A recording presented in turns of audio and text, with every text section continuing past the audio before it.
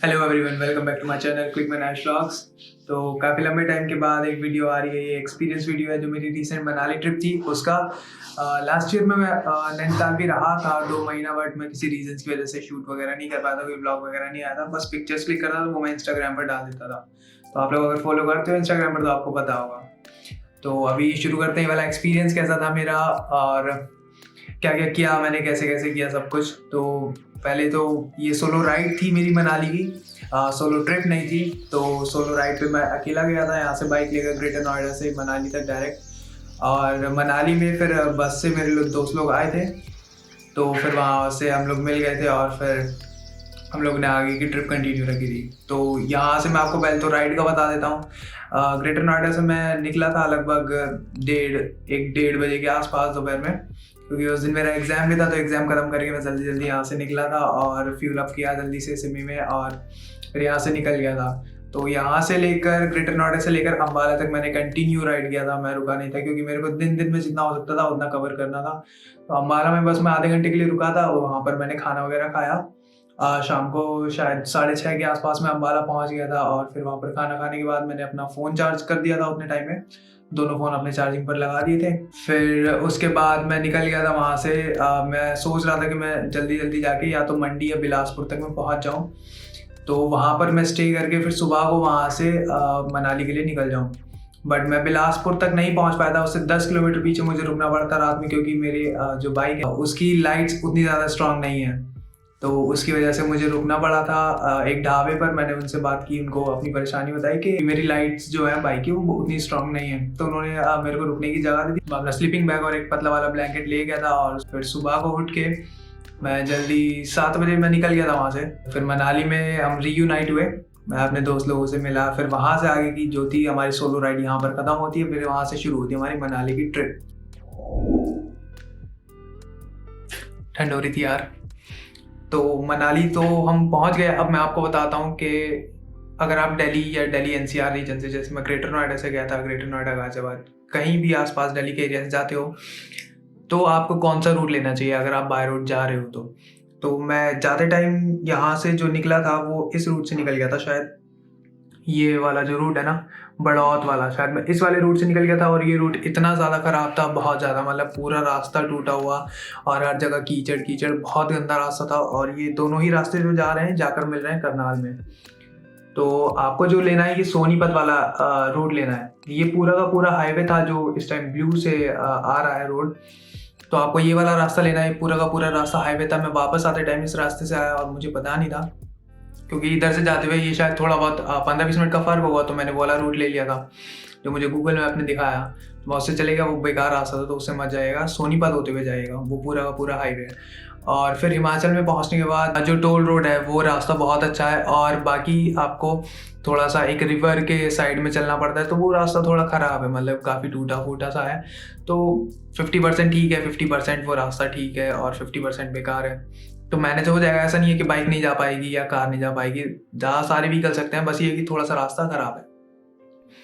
अब मनाली पहुंचने के बाद आपको बताता हूँ कि हमने वहाँ क्या क्या किया। तो पहले दिन हम लोग मनाली पहुँचे, तो वहाँ पर रात को मॉल रोड वगैरह घूमा, थोड़ा एंजॉय किया, थोड़ा आराम किया, क्योंकि ट्रैवलिंग बहुत ज़्यादा हो गई थी। तो अगले दिन को सुबह उठने के बाद दोस्त लोगों ने पिछले ही दिन बाइक रेंट पर ले ली थी मनाली पहुँचते ही। तो हम लोग सुबह उठने के बाद फिर निकल गए थे हमटा पास के लिए, क्योंकि हम लोग को बाइक से जाना था सबको। तो हमटा पास के लिए आपको 100 रुपये का वो कराना पड़ेगा, आपकी एक स्लिप कटेगी जैसे ही आप प्रिनी से ऊपर निकलते हो। तो उसका आपको, अगर आप बाइक जा रहे हो तो बाइक का आपको थोड़ा सा पेपर वगैरह चाहिए, जैसे आरसी हुई, या जिसकी आरसी नहीं है, जैसे नई बाइक आई किसी की आरसी नहीं है, तो अपना टीएल वगैरह का उसका कॉपी करके चल जाएगा। और आपको एक अंडरटेकिंग फॉर्म वहाँ पर भरना पड़ेगा, और 100 रुपये स्लिप के बाद आप लोग आराम से ऊपर जा सकते हो। तो ऊपर जाते वक्त हम लोग रास्ते में रुके थे एक कैफ़े में, ड्रीम हमटा कैफ़े करके उस कैफ़े का नाम था, बहुत प्यारा कैफ़े था। तो अगर आप जा रहे हो तो बीच में एक ब्रेक वहाँ पर ले सकते हो। फिर वहाँ से ऊपर हम लोग गए, तो स्नोफॉल उस दिन दिखा रहा था कि स्नोफॉल हो सकती है, और स्नोफॉल शाम को 4-4:30 बजे के आसपास स्नोफॉल होना स्टार्ट हो गया। और जैसे हम ऊपर गए, तो हमटा पास का जो ऊपर है वहाँ से 3 किलोमीटर पीछे हमको रुकना पड़ा, क्योंकि स्नोफॉल बहुत ज़्यादा हो गई थी, आप देख ही पा रहे हो, बहुत गंदी स्नोफॉल हो गई थी। तो हम लोग को फिर बाइक हमने वहीं पर साइड पर लगाई, फिर हम लोग थोड़ा सा ऊपर पैदल गए और वहाँ पर ऐसे ही थोड़ा मस्ती वस्ती किया बर्फ़ वर्फ से, फिर वापस आ गए। तो हम लोग को रात भर के लिए बाइक अपनी वहीं पर छोड़नी पड़ी थी और जितनी कार थी सारी की सारी फंस गई थी। वो लोग धीरे धीरे करके निकाल भी रहे थे, एक्चुअली उन्होंने पानी वगैरह भी छोड़ा था सड़क पर ना, ताकि बर्फ़ कट जाए और थोड़ी बहुत गाड़ियाँ निकल सकें, जो लोग फंस गए हैं वो थोड़े बहुत निकल सकें। लेकिन मोस्ट ऑफ द कार्स वहाँ पर फंस गई थी, पूरी की पूरी लाइन वहाँ पर भीड़ लगी थी। तो सब लोग वापस आ गए थे, तो रात को हमको उसी कैफ़े में रुकना पड़ा था, ड्रीम ममता कैफ़े में। तो वहाँ पर हम लोग रुके, रात पूरी हमने रात वहीं पर बिताई। काफ़ी ट्रैवलर्स थे जो लोग वहाँ पर रुके थे, फंस गए थे। सब लोगों ने थोड़ा बातचीत की, आपस में थोड़ा मज़े वज़े किए, फिर वहीं पर सो गए। फिर अगले दिन सुबह को उठे और वहीं पर हमने खाया पिया, खा पी के उस कैफ़े से निकल गए। फिर जिप्सी से हम लोग ऊपर तक गए थे, फिर वहाँ पर ऐसे ही पूरा दिन मस्ती वस्ती किया।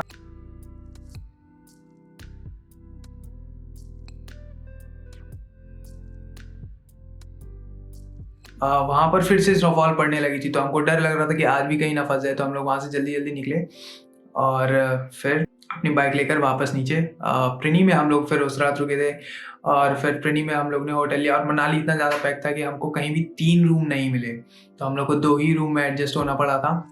और क्योंकि सीज़न था क्रिसमस वगैरह का, न्यू ईयर का, तो उसके बाद फिर हम लोग रात को चले गए थे हडिम्बा देवी टेम्पल, जो कि रात को लगभग 8 बजे तक खुलता है। और फिर वहाँ से उसके बाद हम लोग फिर से मॉल और चले गए थे, थोड़ा बहुत घूमने फिरने, खाने पीने, और फिर उसके बाद वापस आ गए थे अपने होटल प्रिनी में।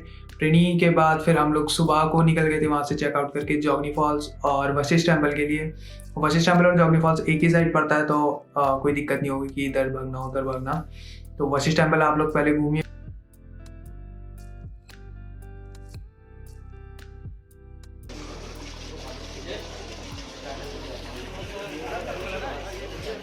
फिर उसके बाद वहीं से ऊपर को भी हाइक जाता है, और फिर अगर आप गलती से नीचे उतर आते हैं वापस, तो अलग से रास्ता भी जाता है।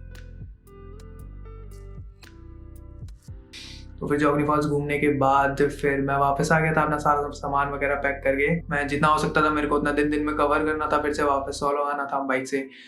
तो मैं रुका था फिर रास्ते में, लगभग मंडी से भी पीछे ही मेरे को रुकना पड़ गया था। रात में मुझे सही नहीं लग रहा था, तो मैंने रास्ते में एक होटल ले लिया था, घर करके कुछ नाम था उसका, मैं पिक्चर डाल दूंगा। तो उसके बाद फिर मैं रात को वहीं पर रुका, मेरे को 500 रुपये का रूम पड़ा और बाकी खाना पीना अपना। फिर सुबह को वहीं से नाश्ता करके वापस से ग्रेटर नोएडा के लिए मैं निकल गया। ये थी मेरी मनाली सोलो राइड और दोस्त लोगों के साथ ट्रिप, घूमना फिरना, बहुत सब कुछ बढ़िया रहा। और मैं मनाली के ब्लॉग्स भी इसलिए नहीं बना पाया क्योंकि एक तो राइड सोलो थी, तो मेरे को बहुत दिक्कत पड़ता उसको रिकॉर्ड वगैरह करने के लिए, इसलिए मैंने वहाँ से ब्लॉग नहीं बनाया। और बाकी अगर आपको TVS रेडर, जो कि मेरी बाइक है 125cc, अगर उसका रिव्यू चाहिए कि उसने कैसा परफॉर्म किया, तो बना सकता हूँ उसके ऊपर भी एक और वीडियो। तो please don't forget to like, share and subscribe, और बाय बाय।